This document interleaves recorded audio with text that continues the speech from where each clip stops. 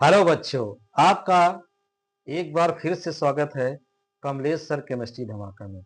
तो आइए आज हम एक नए क्लास में विलयन के और संख्यक गुणधर्मों के बारे में पढ़ेंगे, जिसमें कि सबसे पहले हम परासरण दाब को आज समझेंगे। विलयन के और संख्यक गुणधर्म कक्षा 12वीं का ये पहला चैप्टर है। आइए आज हम परासरण के बारे में सीखेंगे और जानेंगे।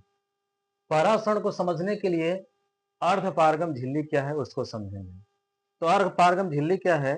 वह झिल्ली जो विलायक के कणों को अपने में से आर पार होने दे, लेकिन विलेय के कणों को आर पार न होने दे, उसको क्या कहते हैं? अर्धपारगम झिल्ली कहते हैं। जैसे बकरे का आमाशय, अंगूर, किशमिश, अंडे की झिल्ली, ये सब क्या है? अर्धपारगम झिल्ली की तरह व्यवहार करती हैं, जो विलायक के कणों में से अपने आप आर पार होने देती है, लेकिन विलेय के कणों को आर पार नहीं होने देती है। तो आइए हम पहले अब परासरण क्या है उसको समझते हैं। परासरण परासरण क्या है? विलायक के कण अर्धपारगम झिल्ली में से स्वतः विलयन की तरफ अगर प्रवाह हो रहा है, इस क्रिया को क्या कहते हैं? परासरण कहते हैं।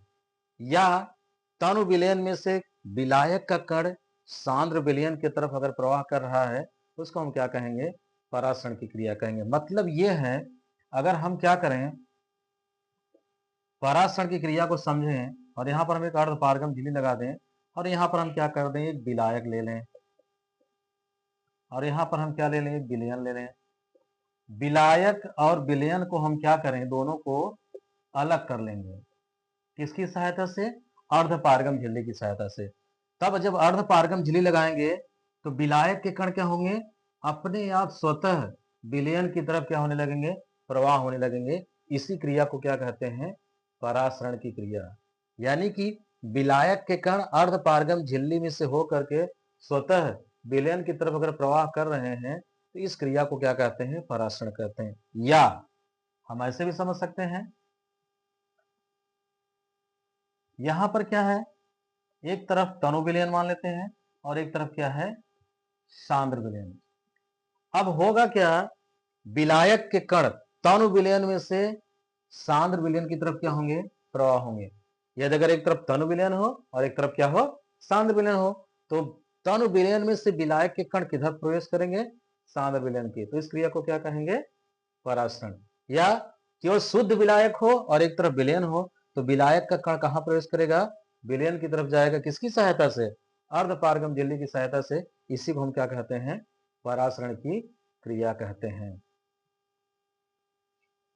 आइए अब हम परासरण के उदाहरण को समझते हैं। यदि हम क्या करें, किशमिश को ले लें और किशमिश को क्या करें? हम पानी में डाल दें, पानी में भिगो दें, तो होगा क्या? विलायक के कण यानी कि जल के कण क्या होंगे? किशमिश में क्या होंगे? प्रवाह प्रवेश कर जाएंगे। यानी कि यहाँ पर क्या है? अर्धपारगम झिल्ली है, जिसकी वजह से किशमिश में प्रवेश कर जाएंगे और किशमिश हमारा क्या हो जाएगा? फूल जाएगा। तो यानी किशमिश के अंदर क्या है? एक विलयन है और किशमिश के बाहर क्या है? एक जल है। यानी कि जल है, यानी विलायक है, जो कि विलायक का कण कहाँ चला जा रहा है? विलयन में। इसलिए हमारा किशमिश क्या हो जाएगा? फूल जाएगा। यदि यही अगर हम क्या करें, किशमिश को ही हम नमक के विलयन में, नमक के विलयन में, नमक को पानी में डाल दीजिए, विलयन बन जाए। अब किशमिश को अगर इसमें हम डाल देंगे तो होगा क्या? कि नमक इस समय सांद्र विलयन की तरफ व्यवहार करने लगेगा और किशमिश के अंदर का जो विलयन होगा कैसा हो जाएगा? तन हो जाएगा। तो किशमिश में से विलायक के कण कहाँ आने लगेंगे? जल में आने लगेंगे, नमक के विलयन में आने लगेंगे, जिससे किशमिश हमारा क्या हो जाएगा? पिचक जाएगा। उसी तरीके से अगर हम अंडे को क्या करें, पानी में अंडे का छिलका उतार लें और पानी में डाल दें, और उसके बाद क्या हो जाएगा? पानी का कण यानी जल का कण अर्धपारगम झिल्ली, अंडे की जो झिल्ली यहाँ बाहर होती है अर्धपारगम झिल्ली की तरफ व्यवहार करती है और पानी कहाँ चला जाएगा? अंडे के भीतर चला जाएगा, जिसकी वजह से क्या हो जाएगा? अंडा हमारा फूल जाएगा। अगर अंडे को क्या करें, अब नमक के विलयन में डाल दें, तो उसी तरीके से जैसे यहाँ पर हुआ था, अब यहाँ से विलायक के कण अंडे से कहाँ जाने लगेंगे? नमक के विलयन में प्रवेश करने लगेंगे, जिससे अंडा हमारा क्या हो जाएगा? पिचक जाएगा। तो परासरण की ढेर सारे उदाहरण हैं। जैसे हम देख सकते हैं, वनस्पतियां हो गई कुछ, जैसे हमारे पास अनाज हो गए, जैसे कह सकते हैं कि जैसे चना हो गया, मटर हो गया, राजमा हो गया, क्यों फूल जाता है? क्योंकि उसके बाहरी आवरण पर क्या होता है? अर्धपारगम झिल्ली होती है, जिसकी वजह से क्या होते हैं? जल का कण उसमें प्रवेश कर जाता है और हमारे वो क्या हो जाते हैं?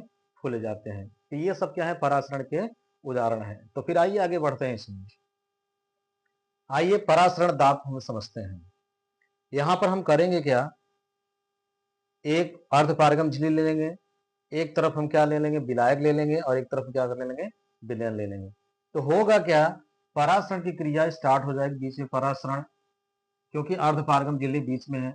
मान लेते हैं शुरू में द्रव विलायक का कण ए स्थिति में था, लेकिन जब परासरण की क्रिया होने लगी तो धीरे धीरे विलायक का कण विलयन में जाने लगा और स्थिति क्या आ गई? बी पर आ गई।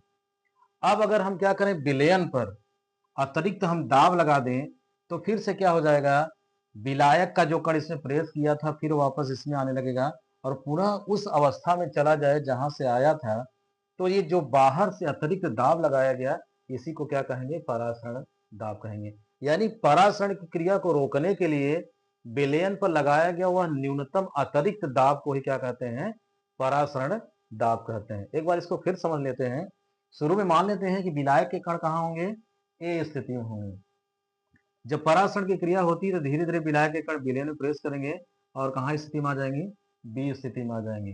अब क्या करें? अगर हम विलयन पर यहाँ पर प्रेशर मापी लगा हो और पिस्टन को दबाएं तो एक टाइम ऐसा आएगा कि ये विलायक के कण जो विलयन में प्रवेश किए थे धीरे धीरे किस में आ जाएंगे? इस विलायक में, और पुनः उसी अवस्था में चले जाएं। और जब इस स्थिति में आ जाए तो यहाँ पर हम प्रेशर मापी से दाब पढ़ लेंगे। तो जो लगाया गया अतिरिक्त दाब है, जो परासरण की क्रिया को क्या कर दे रहा है? रोक दे रहा है, इसी को हम क्या कहेंगे? परासरण दाब कहेंगे। यानी कि विलयन पर लगाया गया वह अतिरिक्त न्यूनतम दाब जो परासरण की क्रिया को क्या कर देता है? रोक देता है, उसी को हम क्या कहते हैं? परासरण दाब कहते हैं।